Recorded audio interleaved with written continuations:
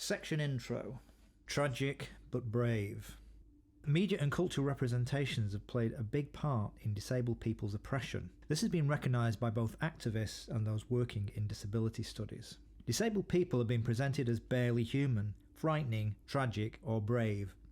As Mike Oliver noted in his 1990 book, The Politics of Disablement, these portrayals see disabled people either as pathetic victims of some appalling tragedy or as superheroes struggling to overcome a tremendous burden. The need to challenge media imagery and attitudes have been crucial to many campaigns. A vibrant disability arts movement has played an important role in dismantling these harmful stereotypes. It has also helped create a sense of community among disabled people.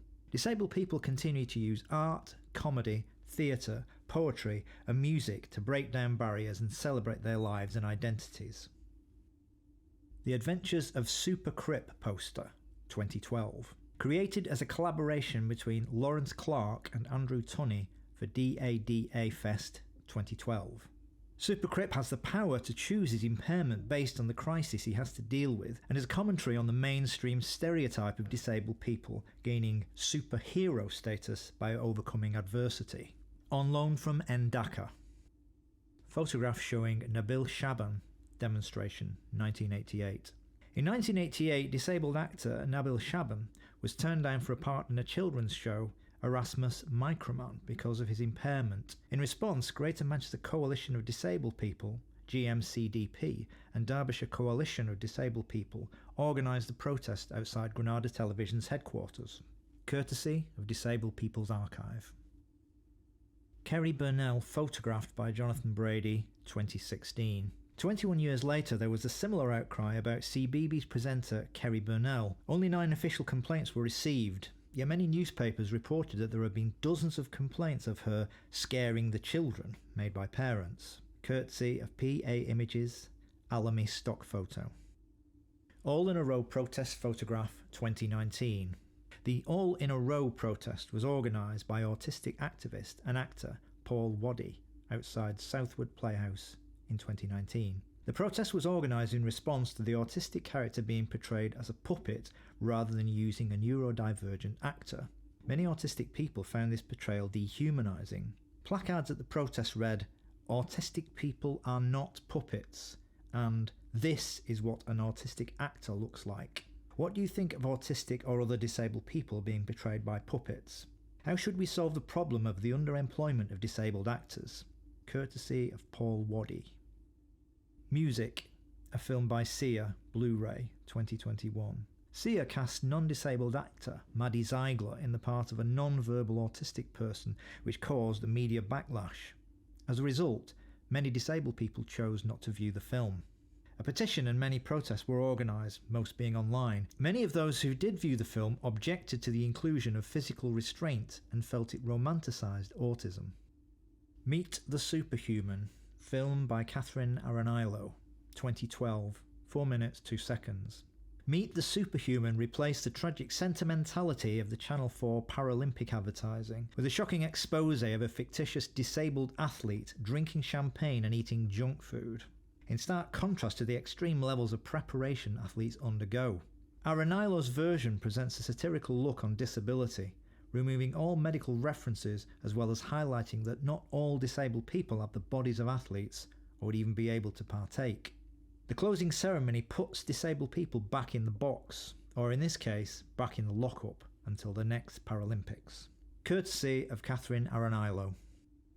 International Year of Disabled Persons, IYDP, stamps poster, 1981. 1981 was the United Nations International Year of Disabled Persons, IYDP. It was a call for action to create full participation and equality for disabled people.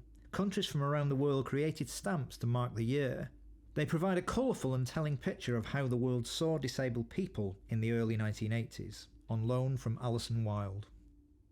Section intro. Music. Music has played an important role in the disabled people's movement, as it does in many protest campaigns. Perhaps the most famous musician who has engaged directly with disabled politics is Ian Dury. Dury's song, Spasticus Autisticus, was written in response to the 1981 United Nations International Year of Disabled People, IYDP, which he considered patronising, and to repeated requests for him to be involved in disability charities. Other disabled musicians who used their talents to highlight disabled people's struggles included Ian Stanton, Johnny Crescendo, Lee Sterling, and The Fugitives. Alongside musicians whose work is deeply rooted in disability politics, there have been many disabled and non-disabled people who have made music which tell valuable stories of impairment and disability. These include Ian Curtis, Joy Division, and Anoni. Mick Scarlett Red Leather Jacket publicity photograph 1992. Mick Scarlett is a lead singer in Freak UK and an actor who has been in shows such as The Bill.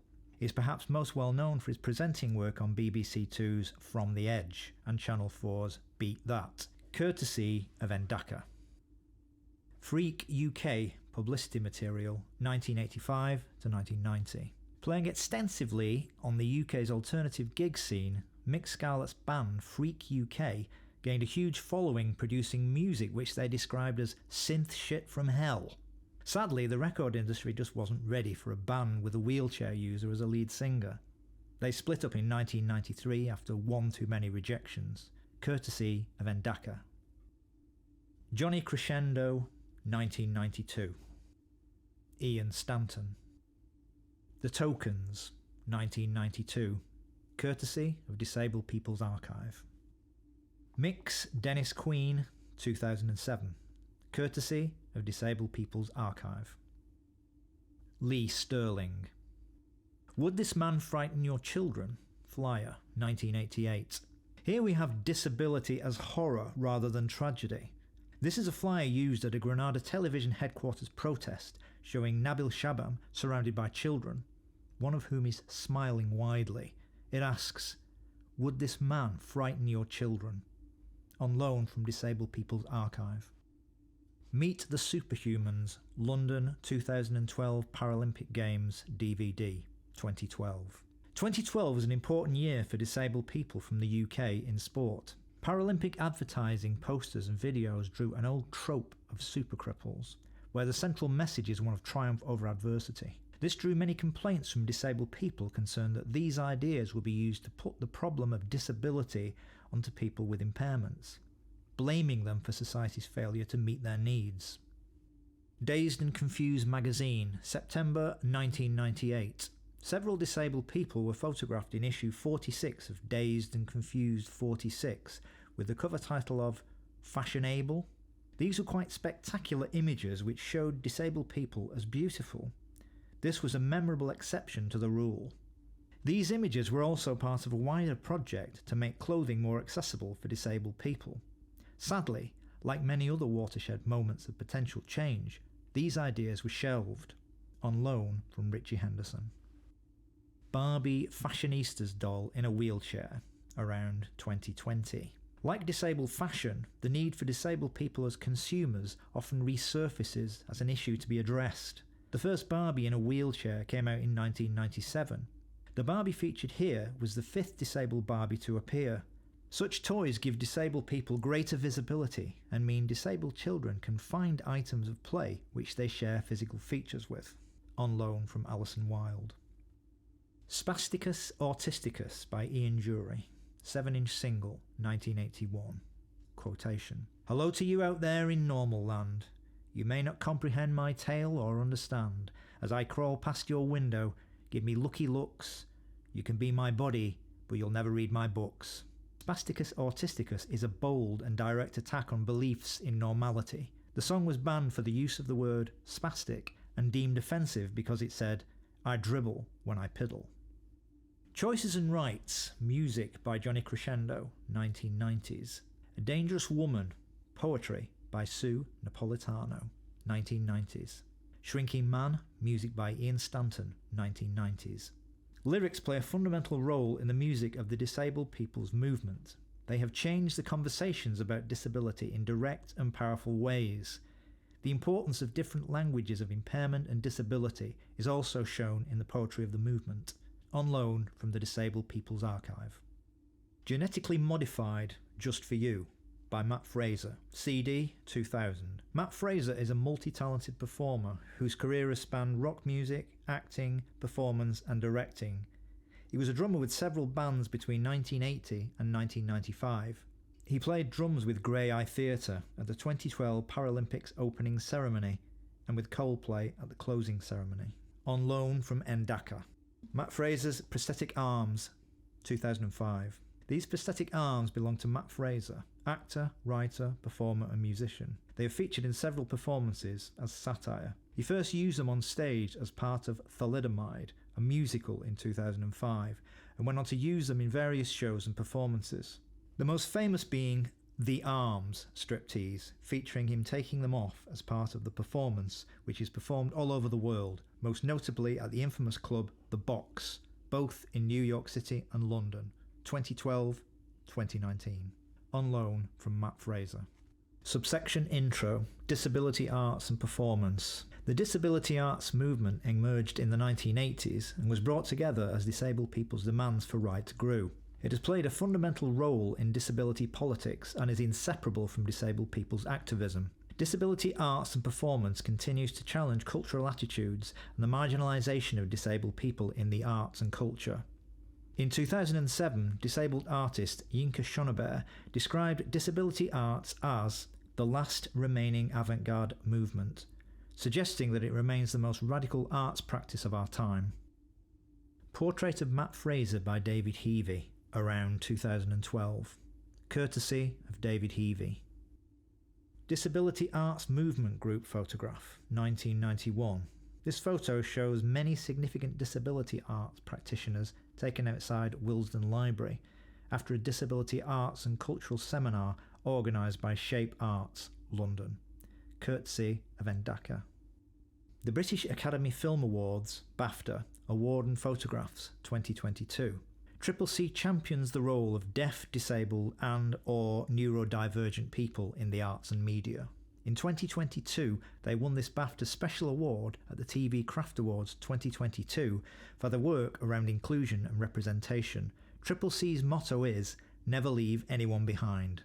On loan from the CCC DANC Disabled Arts Networking Community. Under the Asylum Tree, an anthology of survivors. Poetry edited by Jenny Ford, 1995. On loan from Ruth Malkin. Selection of survivors. Poetry flyers, 1990s. This is a selection of flyers for survivors' poetry events, mainly in the 1990s, held at the Diorama Arts Centre and the Somerstown Community Centre near Great Portland Street, London. Most of these flyers were designed by myself in collaboration with the then administrator, the late Sochil Tuk, who engineered the tree motif for the backdrop. Those events hold many happy memories for me. The flyers will help to give some impression of the vital variety presented at our events. We were quite all-embracing of many areas of poetry and music, a record of our great history. Mad Pride Flyer 2019. Mad Pride began in Toronto in response to community discrimination towards people with psychiatric histories. It set out to reclaim abusive words such as nutter and to re-educate people on the causes of mental distress and the abuses of mental health systems. This flyer is from a Mad Pride event in Manchester, on loan from Disabled People's Archive. New Breed Theatre Company leaflet, 2000s. New Breed were a Mancunian disabled people-led theatre company who won a Best Fringe Production Award for their show, The Irish Giant, from Manchester Evening News Theatre Awards in 2002. Sadly, they had to close in 2004 as support was withdrawn from Arts Council England North West. On loan from Disabled People's Archive. Independence Festival postcards by Brian Hilton, 1997 to 1999. On loan from Disabled People's Archive. Independence Festival Leeds leaflet, 2001. On loan from Ruth Malkin. Disability and Deaf Artists Festival, Dada Fest, newspaper article, 2001. Dada Fest was conceived to be a celebration of the International Disabled People's Day, but expanded to a 3-day event as Ruth Gould, then working for the Northwest Disability Arts Forum, NWDAF, felt that one day was not enough. On loan from Ndaka. Liberty Festival Programme, 2005. The Liberty Festival has taken place in London since 2003, showcasing many disabled artists and bringing disabled people together. On loan from Alison Wilde. 6th Disability Film Festival flyer, 2004. London Disability Arts Forum, LDAF, held regular film festivals from 1999 at Lux, moving to the National Film Theatre in 2002. It was one of very few film festivals run by disabled people. It closed after 2008 when LDAF had funding withdrawn. It showcased many films about disability and from disabled artists. On loan from Alison Wilde. Art Disability Culture magazines, 2007 and 2008. Art Disability Culture magazine took over from Dale magazine, edited by Joe McConnell. It aimed to expand the previous focus on disability arts to a wider emphasis on disability culture. On loan from Alison Wilde. Dale magazines from 1990s to 2000s.